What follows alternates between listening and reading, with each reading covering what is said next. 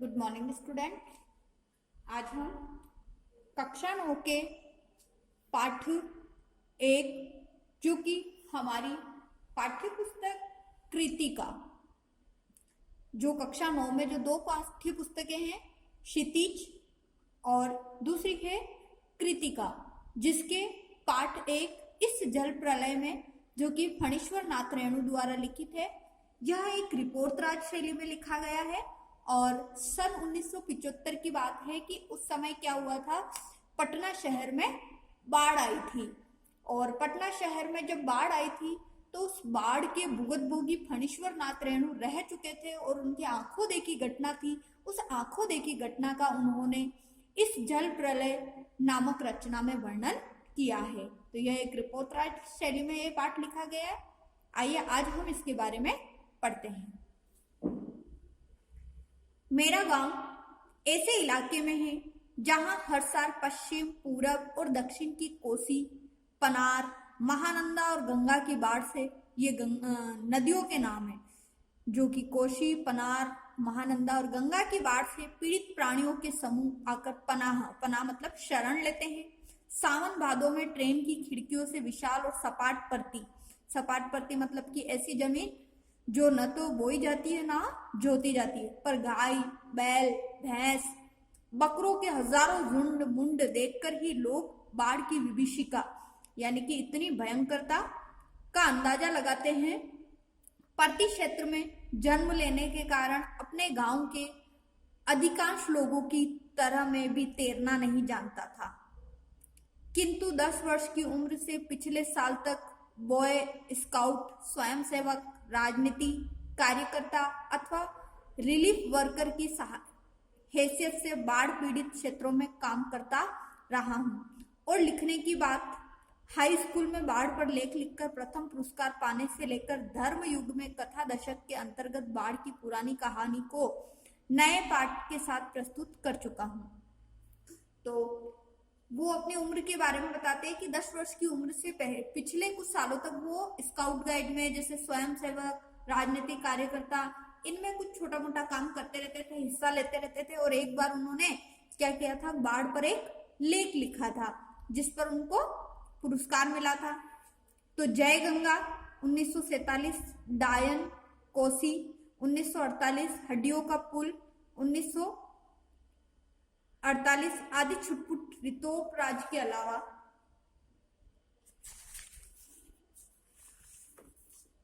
मेरे कई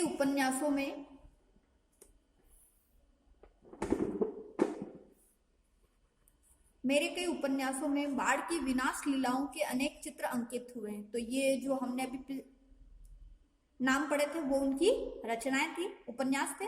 किंतु गांव में रहते हुए बाढ़ से गिरने, बहने, धंसने और भोगने का अनुभव कभी नहीं हुआ। वह तो पटना शहर में सन 1967 में ही हुआ, जब 18 घंटे की अविराम वृष्टि के कारण पुनपुन का पानी राजेंद्र नगर, कंकड़बाग तथा अन्य निचले हिस्सों में घुस आया था। सॉरी, मैंने आपको स्टार्टिंग में पटना शहर में जो बाढ़ 1975 बता दिया था, वो 75 नहीं है, यानी कि 1967 है।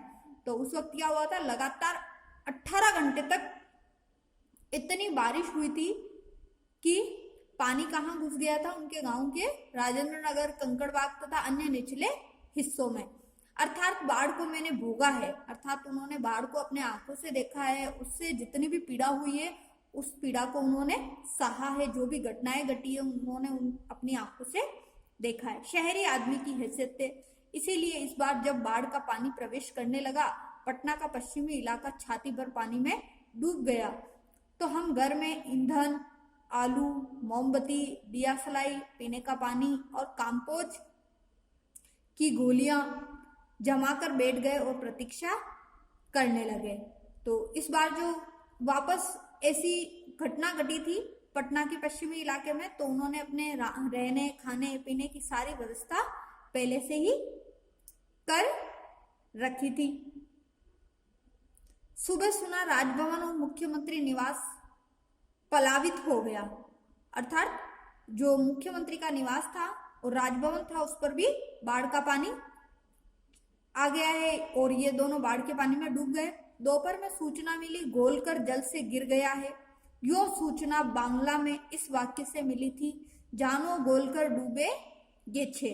ये जो शब्द लिखा है, ये जो वाक्य लिखा है जानो गोलकर डूबे गेछे, ये बंगाली भाषा में लिखा है। और 5 बजे जब कॉफी हाउस जाने के लिए तथा शहर का हाल मालूम करने निकला तो रिक्शे वाले ने हंसकर कहा, अब कहाँ जाइएगा, कॉफी हाउस में तो अबले पानी आ गया होगा।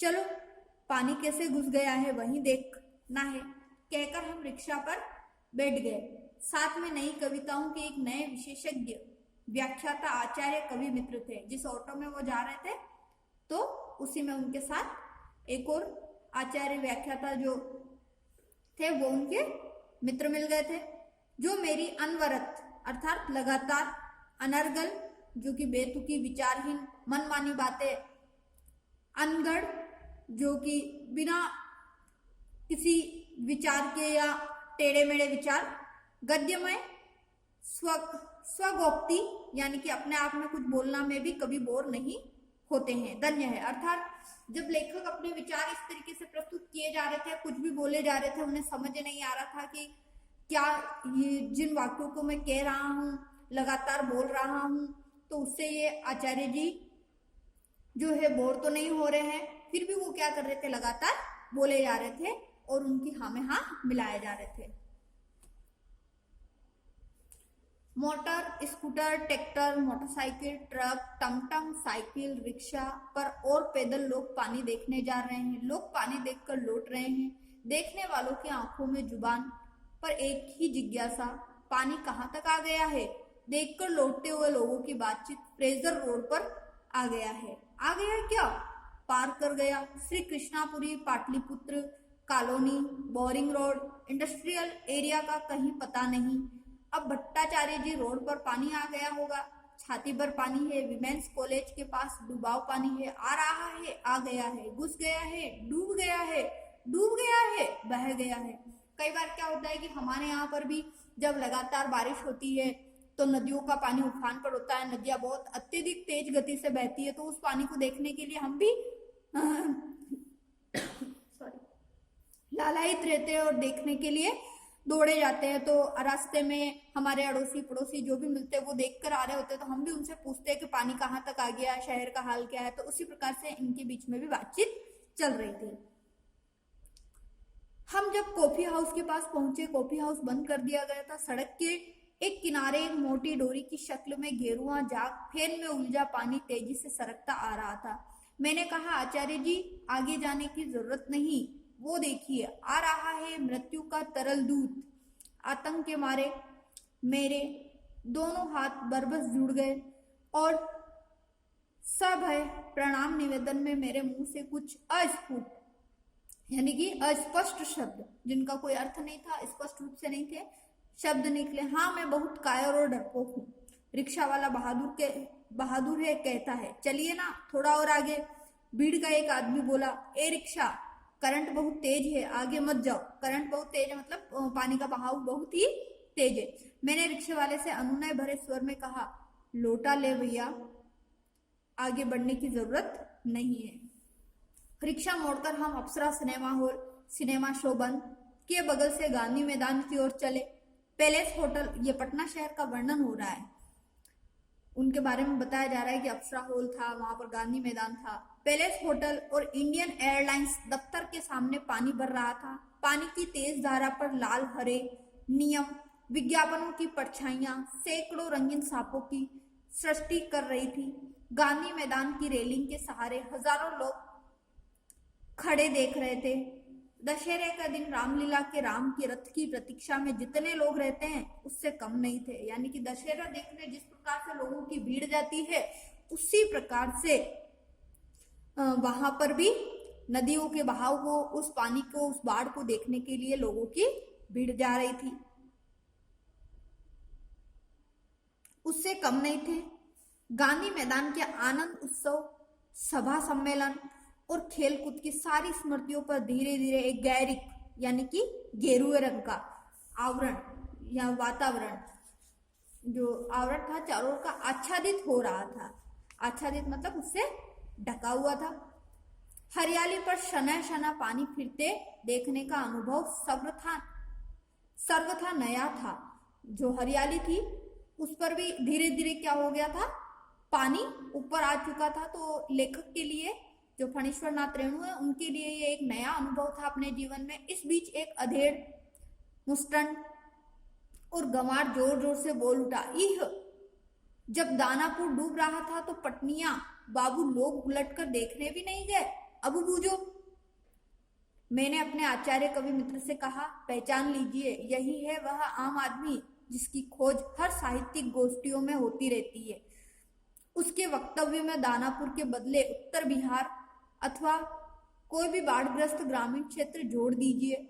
शाम के 7:30 बज चुके और आकाशवाणी के पटना केंद्र से स्थानीय समाचार प्रसारित हो रहा था। पान की दुकानों के सामने खड़े लोग चुपचाप उत्कीर्ण मतलब सुनने के लिए उत्सुक थे कि किस प्रकार से बाढ़ आई है, कितनी क्या घटनाएं घटी है, उन सबको होकर सुन रहे थे। पानी हमारे स्टूडियो की सीढ़ियों पर चढ़ चुका था और किसी भी क्षण स्टूडियो में प्रवेश कर सकता था।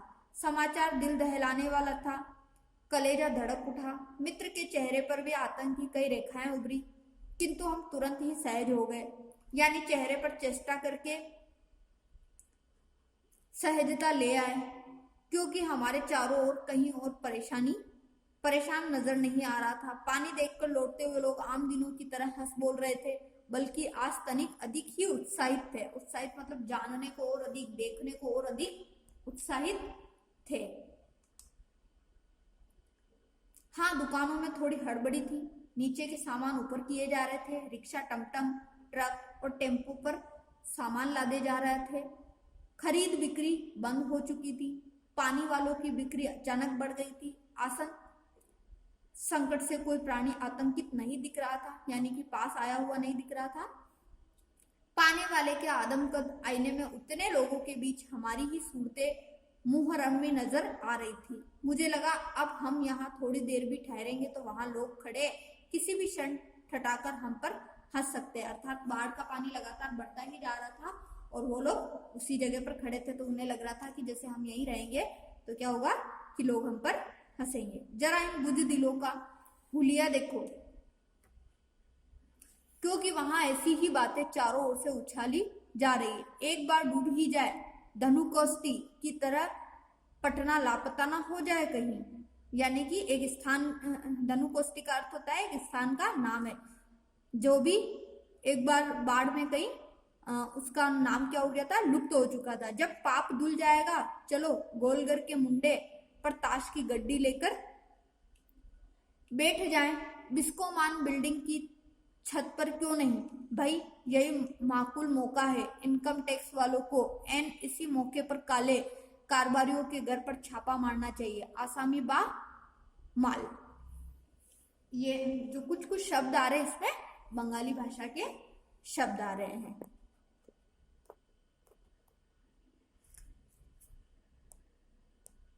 तो इस प्रकार से लेखक और उनके मित्र आपस में बातचीत करते उस बाढ़ को लेकर, लोगों के बारे में कि कहीं हम यहीं खड़े रहेंगे तो लोग हंसेंगे, और फिर सोचते हैं कि किसी बिल्डिंग की छत पर जाकर हम क्या करते हैं, ताश खेलते हैं।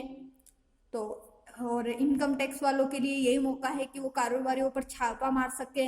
तो इस प्रकार से आज हम क्या करेंगे, इस पाठ के पार्ट 1 को यहीं तक पढ़ेंगे। नेक्स्ट हम नेक्स्ट क्लास में पढ़ेंगे।